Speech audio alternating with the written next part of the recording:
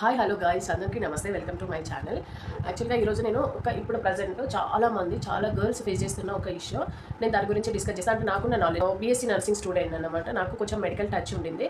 So నాకు తెలుసు పాస్ట్లో కొంతమంది ఈ సర్జరీస్కి వెళ్ళిండు. సో దానివల్ల యాక్చువల్గా ఇది సర్జరీ లేకుండా కూడా ఎట్లా క్యూర్ చేసుకోవచ్చు అనేది నాకు ఒక చిన్న అవేర్నెస్ తీసుకురావాలి అని నేను చేస్తున్నా. నేను రీసెంట్గా కొన్ని వీడియోస్, ఒక ఇన్ఫ్లుయెన్సర్ వీడియో చూసిన. She staying in abroad. So తనని చూసినప్పుడు యాజ్ ఎ న్యూ మామ్ తను ఎంత ఫేస్ చేస్తుంది అంటే ఒక అవేర్నెస్ అనేది లేదు ప్రజెంట్. ఇప్పుడు ఫీవర్ వస్తే డోలో వేసుకోవాలి, పారాసిటమాల్ వేసుకోవాలి అనేది ఒక అవేర్నెస్, కానీ దీని గురించి అవేర్నెస్ లేదు. అండ్ మోర్ ఓవర్ ఇప్పుడు ప్రజెంట్ ఎవరైతే ఆ సిచ్యువేషన్ ఫేస్ చేస్తున్నారో వాళ్ళకు ఒక లోపల ఒక ఇచ్చి ఫీలింగ్ ఉంటుంది. అంటే నాకే ఎందుకు ఇట్లా అయింది అని ఒక ఇచ్చి ఫీలింగ్ ఉంటుంది. వాళ్ళు బయటికి చెప్పుకోలేరు. అంటే ఇది ఇప్పుడు యాక్సిలా అని అంటే అది కొంచెం ఒక లాగా వస్తుంది, ఏదో గడ్డలైనాయి అంట, ఏదో అయిందట, ఏదో క్యాన్సర్ అంట అనే ఒక థాట్ వస్తుంది. సో అది it's not a cancer. First of all దాన్ని క్యాన్సర్ కిందకి కన్సిడర్ చేయొద్దు. అది నేను దేని గురించి చెప్తున్నా అంటే యాక్సిలరీ లమ్స్ అన్న, నోడ్యూల్స్ అన్న, యాప్సెస్ అన్న, ఇవి డిఫరెంట్ టైప్స్ ఉంటాయి అన్నమాట. Sorry, not multiple, different types ఉంటాయి. అండ్ మల్టిపుల్ టైమ్స్ వస్తాయి. మల్టిపుల్ టైమ్స్ వస్తాయి. కొంతమందికి ఒకేసారి సర్జరీ చేయగానే నార్మల్ అయిపోతుంది, క్యూర్ అయిపోతుంది, ప్రాబ్లం ఏమి ఉండదు. కానీ కొంతమందికి మల్టిపుల్ టైమ్స్ అంటే ఇట్స్ కాల్డ్ రికరెంట్గా వస్తాయి అన్నమాట. రికరెంట్ నోడ్యూల్స్ అంటారు వాటిని. సో ఆ రికరెంట్గా అంటే అంత అవేర్నెస్ లేదు present. So what is nodules అంటే ఇప్పుడు ఇది ఒక హ్యూమన్ బాడీ. ఓకే, ఇది హ్యూమన్ బాడీ అయినప్పుడు ఇక్కడ ఉండిందా ఈ చిన్న చిన్న సర్కిల్స్ ఏవైతే ఉన్నాయో మన మిడ్ యాక్సిల్లా అంటారు. ఈ యాక్సిలరీ రీజన్లో లోపల నుండి బయటికి ఫామ్ అవుతాయి. So there is several reasons. అవి రావడానికి ఒకే రీజన్ అని లేదు, several reasons. Lifestyle changes కానివ్వండి, అండ్ ఫుడ్ హ్యాబిట్స్ కానివ్వండి, హార్మోనల్ ఇంబ్యాలెన్స్ అవ్వనివ్వండి, whatever it maybe, there are several reasons. This is not a cancer. వీటిని క్యాన్సర్ గడ్డలు అని అన్నారు. It's called nodules. అంటే మన బాడీలో టిష్యూ ఏదైతే ఉండిందో, గుడ్ ఫ్యాట్ ఉంటుంది, బ్యాడ్ ఫ్యాట్ ఉంటుంది. గుడ్ ఫ్యాట్లో ఉన్న టిష్యూ ఏదైతే ఉందో అది బల్జ్ అయిపోతుంది. ఇట్స్ కాల్డ్ స్వెల్ అవుతుంది, ఉబ్బిపోయి రెడ్నెస్ వస్తుంది. సో దాన్ని మనము దీని కిందకి కన్సిడర్ చేసుకోవద్దు, క్యాన్సర్ కిందకి కన్సిడర్ చేసుకోవద్దు. కొంతమందికి పెయిన్ ఉంటుంది, పెయిన్లెస్. 2 టైప్స్ ఉంటాయి, విత్ పెయిన్, పెయిన్లెస్, 2 ఉంటాయి. సో ఈ రెండింటి గురించి నేను ఈరోజు ఒక అవేర్నెస్ తీసుకొద్దామని నేను అనుకున్నాను. అంటే నాకు తెలిసిన ఒక అమ్మాయి ఉండింది, she is my classmate. So తను when she is in 19 years she got this nodules. అంటే తను చాలా తింగుంటుండే. ఆమె కొంచెం lifestyle changes after she join in nursing. And first year okay, second year వచ్చేసరికి టోటల్ సిచ్యువేషన్ చేంజ్ అయిపోయింది. ఎట్లా చేంజ్ అంటే ఇప్పుడు ఐటీ లైఫ్, మెడికల్ లైఫ్ రెండు డిఫరెంట్, సేమ్ ఉంటాయి, నాట్ డిఫరెంట్, సేమ్ ఉంటాయి. ఎందుకు అని అంటే హార్మోనల్ ఇంబ్యాలెన్స్ స్టార్ట్ అయ్యేదే ఈ నైట్ డ్యూటీస్ దగ్గర నుండి. సో ఎవరైతే నైట్ డ్యూటీస్ చేస్తారో వాళ్ళకు హార్మోనల్ ఇంబ్యాలెన్స్ వచ్చే ఛాన్స్ ఉంటుంది. ఎందుకు అని అంటే ప్రాపర్ స్లీప్ ఉండదు, ప్రాపర్ ఫుడ్ ఉండదు, ప్రాపర్ లైఫ్ స్టైల్ ఉండదు. మనము 8 to 10 వర్కింగ్ డేస్ చేస్తాం, రైట్? 8 to 10 వర్కింగ్ చేసి 10 to 6 స్లీప్ పడుకుంటాము. సో నైట్ డ్యూటీలు చేసే వాళ్ళు 8 to 10 పడుకొని, 8 to 10 అంటే అలా 8 to 10 కూడా ఉండదు. మార్నింగ్ అంటే డే టైంలో చాలా పనులు చేస్తుంటాం. ప్రాపర్ స్లీప్ ఉండకపోవడం వల్ల హార్మోనల్ ఇంబ్యాలెన్స్ అవుతుంది. సో ఈ హార్మోనల్ ఇంబ్యాలెన్స్ ఏదైతే ఉన్నదో దానివల్ల ఇది వచ్చే ఛాన్సెస్ ఉన్నది. Life style, food habits, and మనకు కొంతమందికి జెనెటికల్గా కూడా వస్తుంది, జీన్స్ నుండి కూడా వస్తుంది. మన నాన్నమ్మ వాళ్ళకి ఎవరికైనా ఉంటే అట్లా వచ్చే ఛాన్సెస్ ఉంటుంది. అది తక్కువ, 50% లేదు, జస్ట్ 10 to 20% మాత్రమే ఉంటుంది. లైఫ్ స్టైల్ వల్లనే ఎక్కువ ఉంటుంది. సో నేను ఇప్పుడు అమ్మాయి గురించి చెప్తాను చెప్పిన కదా. షీజ్ అప్పుడు 19 years. తనకి డ్యూటీస్ ఇప్పుడు ఫస్ట్ ఇయర్లో డ్యూటీస్ ఉండవు నర్సింగ్లో. అండ్ ఫస్ట్ ఇయర్ ఎగ్జామ్స్ అయిపోగానే సెకండ్ ఇయర్కి డ్యూటీస్ కన్ఫర్మ్గా ఉంటాయి అన్నమాట. సో కన్ఫర్మ్గా ఉంటాయి. ఇది నర్సింగ్ ఫీల్డ్లో ఉన్న ప్రతి ఒక్కరికి, ఏఎన్ఎం, జిఎన్ఎం, బీఎస్సీ, ఎంఎస్సీ ఎవరైనా కానివ్వండి, as well same doctors also. So నేను I'm talking about medical field and IT field, రెండింటి గురించి చెప్తాను. సో రెండు సేమ్ ఉంటాయి. సో తను ఫస్ట్ ఇయర్ అయిపోయిన తర్వాత సెకండ్ ఇయర్ వచ్చేసరికి నైట్ డ్యూటీ స్టార్ట్ అయ్యడం, ప్రాపర్ స్లీప్ ఉండకపోవడం, మళ్ళీ 8 to 8 వరకు మార్నింగ్ డ్యూటీ చేసుకొని మళ్ళీ 8కి హాస్టల్కి వచ్చి మళ్ళీ ఫ్రెష్ అయ్యి జస్ట్ 8 అంటే 9:30కి హాస్టల్కి వచ్చి ఫ్రెష్ అయ్యి ఇదంతా చేసి తిని ఒక జస్ట్ 12:30 వరకే స్లీప్. అంటే మేము 9:30కి హాస్టల్కి వచ్చి అండ్ 10 o'clock వరకు బ్రేక్ఫాస్ట్ చేసి 10:30, 11కి పైకి వెళ్ళి మళ్ళీ బట్టలు ఉతుక్కోవడం ఉంటుంది కదా, బట్టలు వాష్ చేసుకోవాలి. షూస్ అంటే మనం నైట్ అంతా వేసుకున్న యూనిఫామ్, మనం ఉండేది హాస్పిటల్ ఎన్విరాన్మెంట్ కాబట్టి సో డైలీ వాష్ చేసుకోవాలి. యూనిఫామ్ను మంచిగా వాష్ చేసుకుని ఇదంతా అయిపోయేసరికి 12:30 అయిపోతుంది. మళ్ళీ 12:30 అంటే 1 o'clock to till 5:30, 6 o'clock వరకు క్లాస్ ఉంటుంది.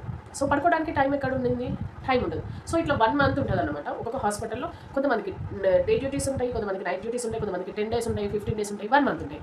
సో 1 month ఉంటాయి. ఈ 1 monthలో ఇట్లా కొన్ని డేస్ పోయిన తర్వాత ఆటోమేటిక్గా తన బాడీలో చేంజెస్ వచ్చినాయి. ఎందుకు వచ్చినాయి? హార్మోనల్ ఇంబ్యాలెన్స్ ఎందుకు వచ్చింది? డ్యూటీస్ అనే కాదు, ఎందుకంటే ఇది ఒక ప్రొఫెషన్. మనము అవుట్ ఆఫ్ ద ప్రొఫెషన్ ఏం చేయలేము, ఎందుకంటే కన్ఫర్మ్గా చేయాలి కాబట్టి. మనం చదువుకుంటున్నాము, సో మనం క్లినికల్ ఎక్స్పీరియన్స్ చేస్తాం కాబట్టి మనకి వేసింది డ్యూటీస్. సో కొన్ని డేస్ వచ్చేసరికి తనకి ఇట్లా అయింది అని చెప్పింది. బట్ ఫస్ట్ యాక్సిల్లాలు వచ్చినాయి. ఈ సంకల రావడం వలన ఆ సంకల్ని ఫస్ట్ ఆపరేషన్ చేసిన తర్వాత ఓకే పోతుందిలే అని ఫస్ట్ భయపడ్డది. వెన్ షీజ్ 19 years అప్పుడు, జస్ట్ 19 years. ఓకే, తను పోతేలే అని బాధపడింది. పోతేలే అని ఫస్ట్ సర్జరీ అయింది. తర్వాత ఒక 3 monthsకి మళ్ళీ సెకండ్ సర్జరీ మళ్ళీ వచ్చినాయి. అది స్లోగా ఇట్లా పాక్కుంటూ వచ్చింది అనమాట. యాక్సిల్లా నుండి స్లోగా ఈ యాక్సిల్లాకు కనెక్టెడ్ టిష్యూ ఏదైతే ఉండిందో, కనెక్టెడ్ నర్వ్స్ ఏదైతే ఉండిందో, ఆ నర్వ్స్లోకి స్లోగా అది బ్రెస్ట్లోకి వచ్చేసింది. సో ఆ బ్రెస్ట్లోకి రావడం వల్ల అట్లా సర్జరీస్ అయినాయి, ఇట్లా సర్జరీస్ అయ్యాయి. అంటే టోటల్గా లైఫ్ డ్యామేజ్ అయిపోయిందని చెప్పుకోవాలి. సో అట్లా సర్జరీస్ అవ్వడము అదొక పెయిన్ అన్నమాట. సో అట్లా బోత్ సైడ్స్ అయిన తర్వాత అట్లా ఒక ఈ 19-20 yearsలోనే ఒక 5-6 times సర్జరీస్ అయినాయి. ఇది రియల్గా జరిగింది. 19-20 జస్ట్ ఈ 2 yearsలో 5-6 సర్జరీస్. అది ఒక సెన్సిటివ్ ఏరియాలో, ఒక సెన్సిటివ్ టిష్యూ. మనకు నార్మల్గా ఇక్కడ దెబ్బ తాకితే ఒకలాగా ఉంటుంది, ఇక్కడ దెబ్బ తాకితే ఒకలాగా ఉంటుంది, ఇక్కడ దెబ్బ తాకితే ఒకలాగా ఉంటుంది.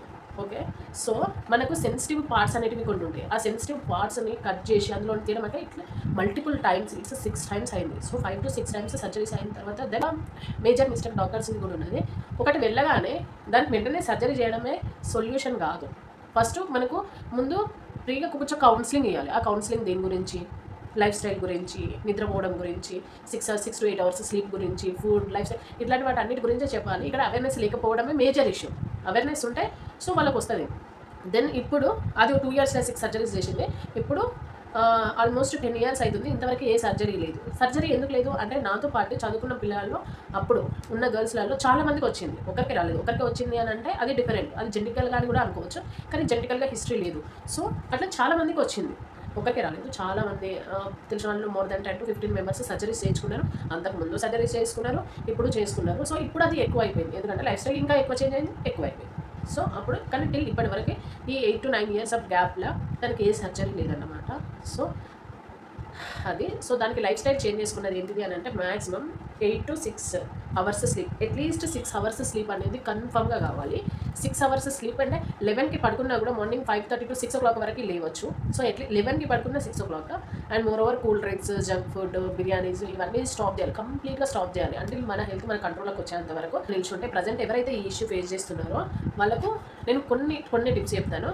మీకు ఒక దగ్గర బల్జ్ అయినట్టు అనిపిస్తే దాన్ని డైలీ ఇట్లా స్లోగా మసాజ్ చేయండి. ఒక ఏరియా ఇప్పుడు ఇక్కడ బల్జ్ అయ్యి ఉంది అని అంటే అది వచ్చినప్పుడు మనకు తెలుస్తుంది ఆటోమేటిక్గా. తెలిసినప్పుడు దానికి ఇట్లా మసాజ్ చేయండి. మీకు ఎంత వీలైతే అంత ఎక్కడ ఉంటే అక్కడ ఇట్లా స్లోగా మసాజ్ చేయండి. మసాజ్ చేస్తా అంటే ఆటోమేటిక్గా అదే రోజులో అదే రిడ్యూస్ అయిపోతుంది. And life style and sleeping habits, food habits and ఈ మసాజ్, ఇవి మనకు ఒక థెరపీ లాగా పనిచేస్తాయి అన్నట్టు. అన్నిటికీ డాక్టర్ దగ్గరికి పోవాల్సిన అవసరం లేదనేది నా ఒపీనియన్, నా పర్సనల్ ఒపీనియన్. అన్నిటికీ డాక్టర్ దగ్గరికి పోవాల్సిన అవసరం లేదు. డాక్టర్ దగ్గరికి పోతే దెన్ సర్జరీ చేసుకోవచ్చు, అయింది అయిపోయింది. సర్జరీ అనేది ఇట్స్ మేజర్. ఒక్కసారి చేయగానే ఒకరికి పోవచ్చు పర్మనెంట్, కానీ ఒకరికి మళ్ళీ రికరెంట్గా రావచ్చు.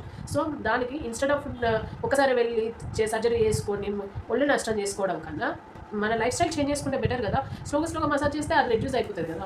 సో అలా అన్నమాట. సార్ ఇది మెయిన్గా గర్ల్స్కి వస్తుంది. 95% గర్ల్స్కే, బాయ్స్కి ఎక్కడనో 5% వస్తుంది. బాయ్స్కి వస్తుంది అని అయితే నేను ఎక్కడ వినలేదు. నేను చేసిన ఈ 4-5 years ఆఫ్ నర్సింగ్లో నేనైతే ఎప్పుడు వినలేదు, కానీ గర్ల్స్కి అయితే అండ్ మోర్ ఓవర్ ఇక్కడ పాలివన్ తల్లులు ఉంటారు కదా, ఎవరికైతే పిల్లలు పుట్టని వాళ్ళు ఉంటారో, వాళ్ళు ఇప్పుడు ముసలి వాళ్ళు ఉంటారో, అది క్యాన్సర్ కిందకి కూడా కన్వర్ట్ అయ్యే ఛాన్సెస్ ఉంటాయి అన్నమాట. దీని గురించే అవేర్నెస్ తీసుకురావాలి అని అనుకుంటున్నాను. మనకి ఏదైనా అనిపించగానే వెంటనే పోయి సర్జరీ చేయించుకోవచ్చు. సర్జరీ అనేది సెకండరీ ఆప్షన్, జస్ట్ ఆప్షన్ మాత్రమే. It's not only one and one only option కాదు. జస్ట్ ఇది ఒక ఆప్షన్, మల్టిపుల్ చాయిస్లలో ఇది ఒక చాయిస్ మాత్రమే. అదొక్కటే మార్గం కాదన్నమాట. ఇది తెలుసుకోండి. ప్రజెంట్ ఎవరైతే ఫేస్ చేస్తున్నారో అండ్ డెలివరీ అయినప్పుడు ఇది చాలా ఇబ్బంది పెడుతుంది, చాలా ఇబ్బంది పెడుతుంది.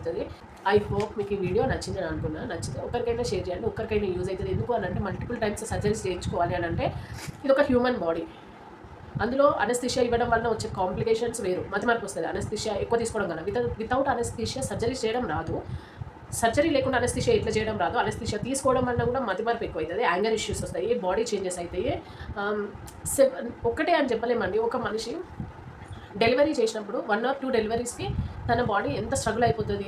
ఇప్పుడు 8 సర్జరీస్ ఈ 8 సర్జరీస్ తోటి తిని సర్వైవ్ అవ్వాలి, పిల్లలను పెంచాలి, తన బాడీ తన కంట్రోల్లో ఉంటుందా. అండ్ మోర్ ఓవర్ ఇట్లా కొంచెం ఎక్కువ వర్క్ చేసినా కూడా పెయిన్ లేస్తుంది. ఈ సర్జరీస్ అయిన వాళ్ళు ఒకే పని చేయరు. ఇప్పుడు నార్మల్గా సర్జరీస్ కాని వాళ్ళు చేసే పనులు సర్జరీస్ అయిన వాళ్ళు చేయలేరు. వాళ్ళు హెవీ లిఫ్ట్స్ ఇట్లా నార్మల్గా బకెట్ కూడా పట్టుకోవడానికి రాదు. కానీ బకెట్ పట్టుకోకుండా ఆడవాళ్ళ జీవితం నడుస్తుందా? నడవదు.